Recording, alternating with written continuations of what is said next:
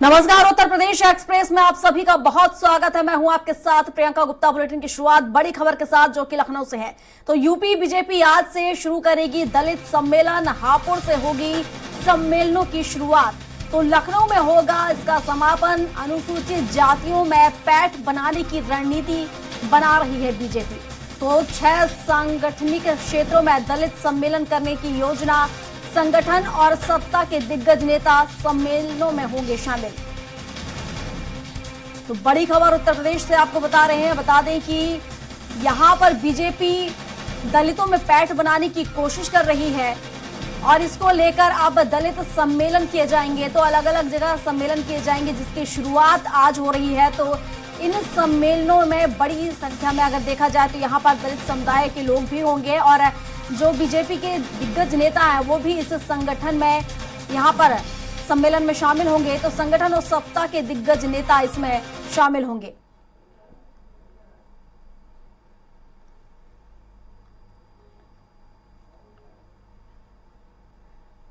तो आपको बता देते कब कहां होगा सम्मेलन। तो गोरखपुर क्षेत्र का सम्मेलन गोरखपुर में 30 अक्टूबर को होगा और इसके साथ ही पहला दलित सम्मेलन हापुड़ में 17 अक्टूबर यानी कि आज से शुरू किया जाएगा।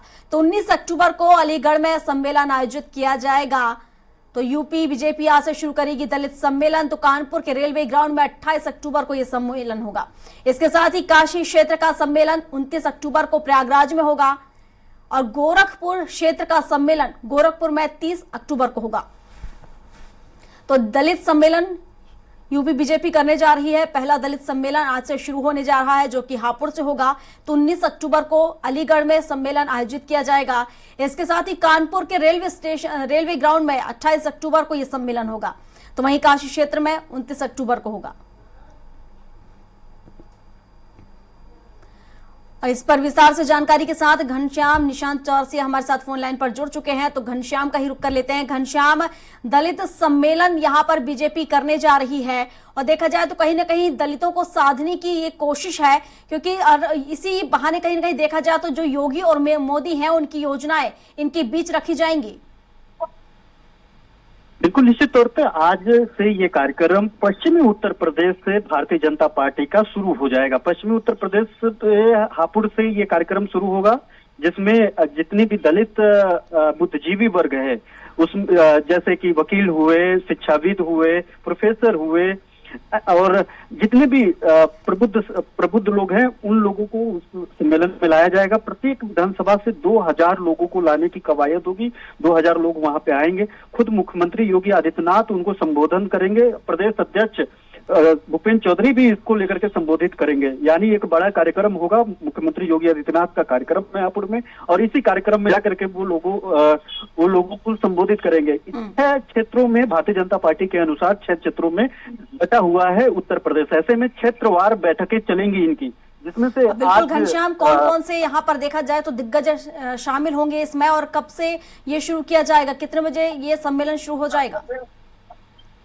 देखिए, पहला कार्यक्रम मुख्यमंत्री का 12 बजे है, दूसरा कार्यक्रम उनका 2 बजे से है और दलित सम्मेलन के अलावा महिला मोर्चा का भी सम्मेलन होना है। ऐसे में 2 कार्यक्रम है। ये कार्यक्रम 2 बजे से हापुड़ में शुरू हो जाएगा और इस कार्यक्रम के बाद मुख्यमंत्री वापस आ जाएंगे। इसमें मुख्यमंत्री योगी आदित्यनाथ के साथ साथ प्रदेश अध्यक्ष भी वहां पे शामिल होंगे, भूपेंद्र चौधरी भी शामिल होंगे। लेकिन ये पहला कार्यक्रम नहीं होगा, ऐसे 6 पूरे कार्यक्रम होंगे जिसमें से हापुड़ में आज और 19 अक्टूबर को अलीगढ़ में, कानपुर के रेलवे ग्राउंड में 28 अक्टूबर को, काशी क्षेत्र में 29 अक्टूबर को, गोरखपुर क्षेत्र में 30 अक्टूबर को ये कार्यक्रम होना है। अंतिम में ये कार्यक्रम लखनऊ में होगा जिसमें अमित शाह के भी आने की संभावना है और अमित शाह के अलावा जब कार्यक्रम होंगे तो 2 विंग का इस समय बैठकें भारतीय जनता पार्टी की तरफ से होनी है, जिसमें एक दलित है, एक महिला मोर्चा है। दलित संगठन को लेकर के ये जो कार्यक्रम होंगे वो अलग अलग क्षेत्रवार कार्यक्रम होंगे। उसमें जेपी नड्डा जो राष्ट्रीय अध्यक्ष है, जेपी नड्डा के अलावा अमित शाह भी, गृह मंत्री अमित शाह भी कई कार्यक्रम में हिस्सा लेंगे। इन अगर पूरा ओवरऑल की बात करें तो कई दिग्गज जो है सेंट्रल गवर्नमेंट के मंत्री और जो केंद्रीय नेतृत्व का, भारतीय जनता पार्टी केंद्रीय नेतृत्व के कई पदाधिकारी इस कार्यक्रम में शामिल होंगे। मुख्यमंत्री योगी आदित्यनाथ भी शामिल होंगे, इसमें प्रदेश अध्यक्ष भी शामिल होंगे, प्रदेश संगठन महामंत्री भी शामिल होंगे। ऐसे में अगर देखा जाए कि उत्तर प्रदेश जो कमेटी है, भारतीय जनता पार्टी की जो कमेटी है, उस कमेटी के अलावा जो है केंद्रीय नेतृत्व के एक दो बड़े चेहरे हर कार्यक्रम में शामिल होंगे। और इसमें जो है जो भारतीय जनता पार्टी के इस कार्यक्रम में जो 6 कार्यक्रम होने हैं, जो दलित महासम्मेलन का घनश्याम, जिस तरीके से दलित सम्मेलन है और दलित नेताओं को यहाँ पर उपस्थित रहने के लिए भी कहा गया है, तो कौन कौन से दलित नेता यहाँ पर शामिल होंगे? देखिए, जो यहाँ के मुख्यतः अगर देखा जाए इसमें, उसमें भारतीय जनता पार्टी के प्रदेश अध्यक्ष और मुख्यमंत्री योगी आदित्यनाथ महत्वपूर्ण है। उत्तर प्रदेश की अगर बात करें, इसके अलावा अगर केंद्रीय नेतृत्व की बात करें भारतीय जनता पार्टी की, उसमें अमित शाह और राष्ट्रीय अध्यक्ष जेपी नड्डा के शामिल होने की बात की जा रही है। और इसके अलावा अगर बात करें इस कार्यक्रम में जो मेन फोकस ये है कि जितने भी प्रबुद्ध वर्ग है, दलितों में जो प्रबुद्ध वर्ग है, जैसे वकील हो गए, शिक्षाविद हो गए, प्रोफेसर हो गए, जो गांव समाज के जो सरपंच मुखिया हो गए, इन लोगों को इकट्ठा किया जाना है। इन लोगों को वहां इकट्ठा करके मुख्यमंत्री योगी आदित्यनाथ के संबोधन को सुनाना है।